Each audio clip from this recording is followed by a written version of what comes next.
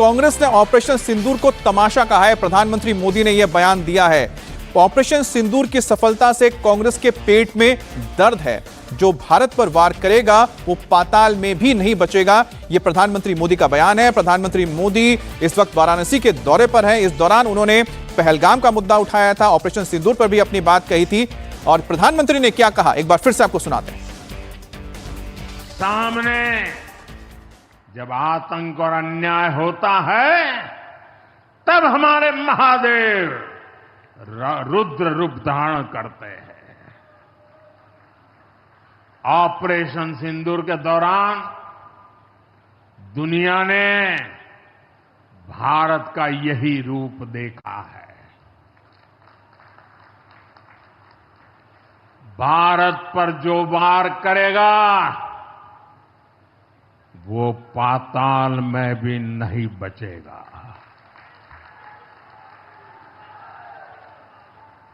लेकिन भाइयों बहनों, दुर्भाग्य से ऑपरेशन सिंदूर की सफलता पर हमारे देश के कुछ लोगों को भी पेट में दर्द हो रहा है।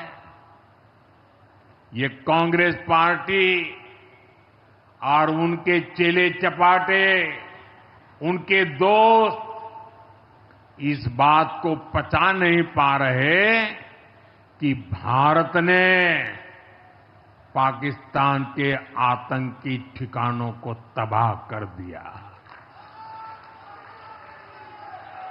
मैं मेरे काशी के मालिकों से पूछना चाहता हूं, भारत की ताकत से आपको गर्व होता है कि नहीं होता है? ऑपरेशन सिंदूर से गर्व होता है कि नहीं होता है? आतंकियों के ठिकानों को नष्ट करने का आपको गर्व होता है कि नहीं होता है? साथियों, आपने वो तस्वीरें देखी होगी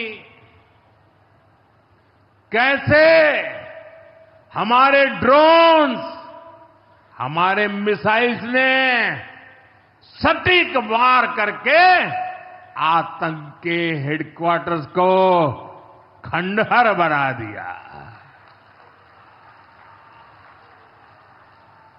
पाकिस्तान के कई सारे एयरबेस तो आज भी आईसीयू में पड़े हैं।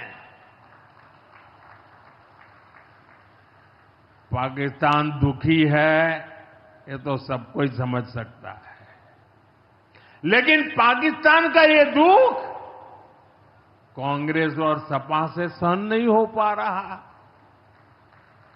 उधर आतंक का आकार होता है, इधर कांग्रेस सपा वाले आतंकियों की हालत को देखकर रोते हैं।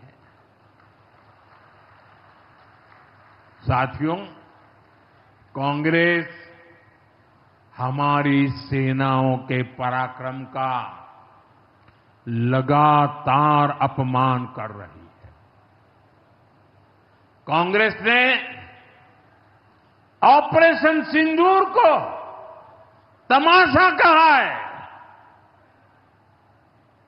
आप मुझे बताइए, सिंदूर कभी भी तमाशा हो सकता है क्या? हो सकता है क्या? क्या सिंदूर को तमाशा कोई कह सकता है क्या? हमारी सेना का पराक्रम और बहनों के सिंदूर का बदला तमाशा कहने की ये हिम्मत, ये निर्लज्जता, भाइयों बहनों, वोट बैंक और तुष्टीकरण की इस राजनीति में ये समाजवादी पार्टी भी पीछे नहीं है। ये सपा के नेता संसद में कह रहे थे, पहलगाम के आतंकवादियों को अभी क्यों मारा? अब बताइए, क्या उनको फोन करूं क्या? सपा वालों को मारूं कि ना मारूं?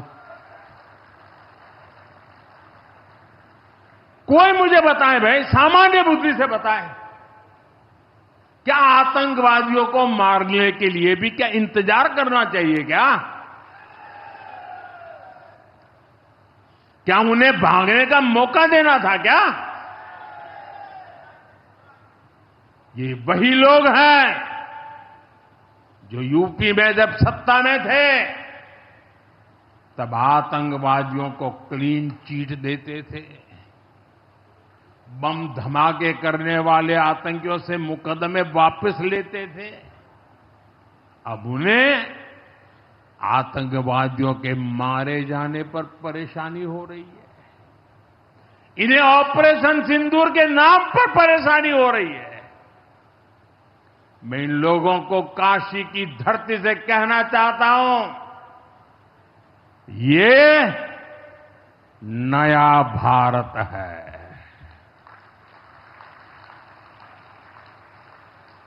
ये नया भारत भोलेनाथ को भी पूजता है और देश के दुश्मनों के सामने काल भैरव भी बन जाता है। साथियों, ऑपरेशन सिंदूर के दौरान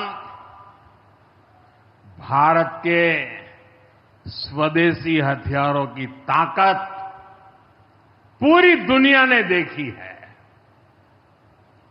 हमारे एयर डिफेंस सिस्टम, हमारी स्वदेशी मिसाइलें, स्वदेशी ड्रोन्स, इन्होंने आत्मनिर्भर भारत की ताकत को साबित किया है।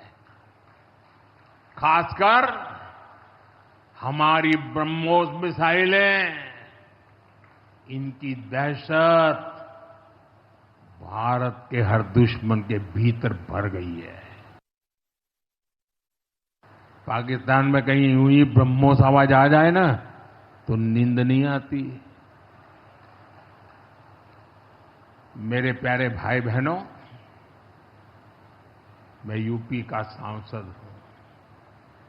यूपी के सांसद के नाते मुझे खुशी है कि वो ब्रह्मोस मिसाइलें हमारे यूपी में भी बनेगी।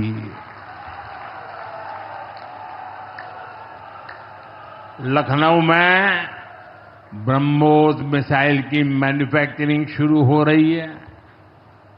यूपी डिफेंस कॉरिडोर में भी कई बड़ी डिफेंस कंपनियां अपने प्लांट लगा रही है। आने वाले समय में यूपी में बने हथियार, हिंदुस्तान के हर भाग में बने हथियार भारतीय सेनाओं की ताकत बनेंगे। मुझे साथियों बताइए, जब ये आत्मनिर्भर सैन्य शक्ति की बात सुनते हैं, आपको गर्व होता है कि नहीं होता है? जरा पूरी ताकत से हाथ ऊपर करके बताइए, आपको गर्व होता है कि नहीं होता है? गर्व होता है कि नहीं होता है? बोले हर हर महादेव। अगर पाकिस्तान ने फिर कोई पाप किया तो यूपी में बनी मिसाइलें आतंकियों को तबाह कर देगी। आज मैं ऑपरेशन सिंदूर के बाद पहली बार काशी आया हूं।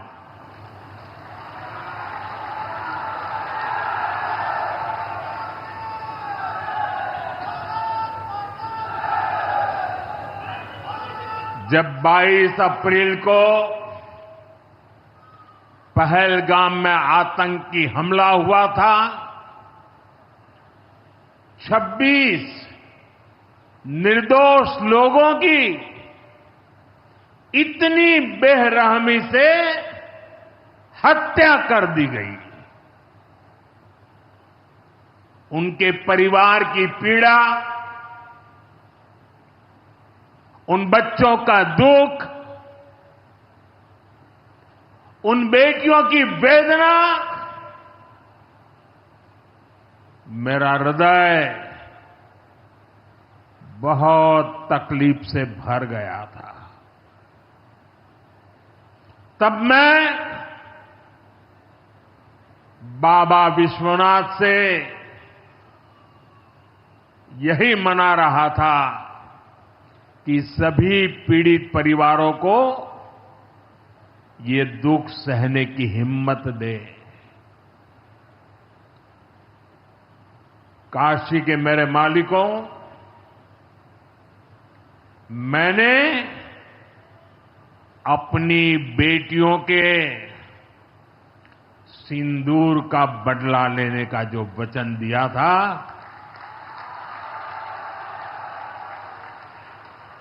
वो भी पूरा हुआ है।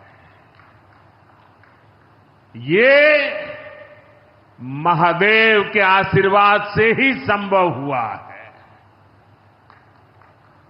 मैं ऑपरेशन सिंदूर की सफलता को उनके चरणों में समर्पित करता हूं।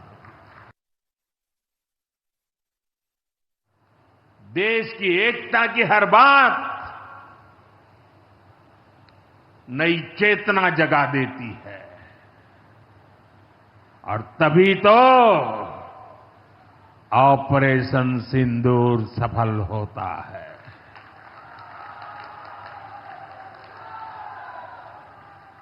140 करोड़ देशवासियों की एकता ऑपरेशन सिंदूर की ताकत बन जाती है। साथियों, ऑपरेशन सिंदूर